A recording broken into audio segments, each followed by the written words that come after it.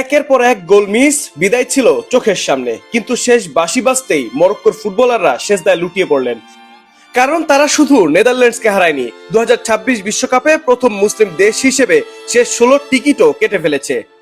শেষ বাঁশি বাজার আগ পর্যন্ত যদি ফুটবল না দেখা হয়, তাহলে এই ম্যাচের গল্প আপনি কখনোই বিশ্বাস করতে পারবেন না।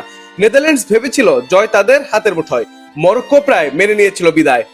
কিন্তু ফুটবলের স্ক্রিপ্টে তখনও বাকি ছিল সবচেয়ে বড় টুইস্ট।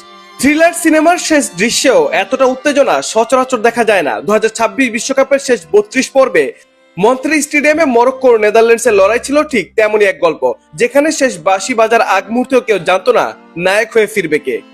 লস অ্যাঞ্জেলসে দক্ষিণ আফ্রিকা কানাডার ম্যাচের মধ্য দিয়ে শুরু হওয়া নকআউট পর্বের রোমাঞ্চ যেন কয়েক গুণ বেড়ে যায় এই ম্যাচে। নির্ধারিত সময়ের শেষ দিকে এসে সবকিছু ছিল নেদারল্যান্ডসের পক্ষে। ডাচরা 1-0 গোলে এগিয়ে শেষ 16 টিকিটও প্রায় তাদের হাতের মুঠোয়।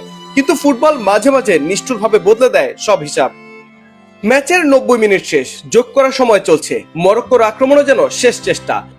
বাঁ দিক থেকে বল নিয়ে এগিয়ে যাচ্ছিলেন শেমসেদ্দিন তালবি। ডাচ রক্ষণ তখনও আত্মবিশ্বাসী, কিন্তু মুহূর্তের মধ্যেই তালবির পাস পৌঁছে যায় ইসা দিওপের কাছে। এরপর এক নিখুঁত হেড, আর পুরো স্টেডিয়াম যেন বিস্ফোরিত হয় উল্লাসে।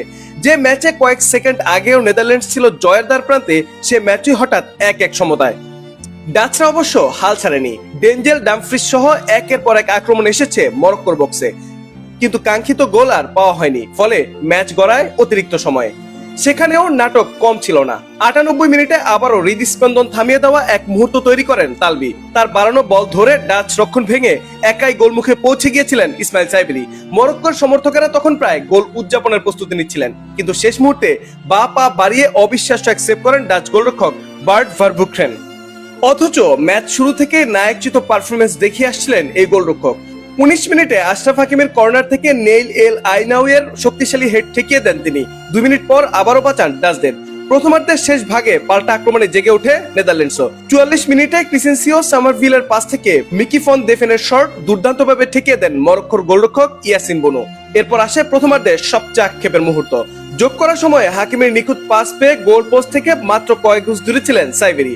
গোল করা যেন সময়ের ব্যাপার মাত্র, কিন্তু অবিশ্বাস্যভাবে লক্ষ্যভ্রষ্ট হন তিনি। সুযোগ নষ্ট করে হতাশায় মাথায় হাত দিয়ে বসে পড়েন মরক্কোন ডিফেন্ডার। তখন কেউ জানতো না সেই আক্ষেপের রাত শেষ পর্যন্ত পরিণত হবে এক অবিস্মরণীয় উৎসবে। কারণ ম্যাচ যত এগিয়েছে ততই জমেছে সাসপেন্স। আর টাইব্রেকারের চূড়ান্ত নাটকের পর শেষ হাসিটা হেসেছে মরক্কোই।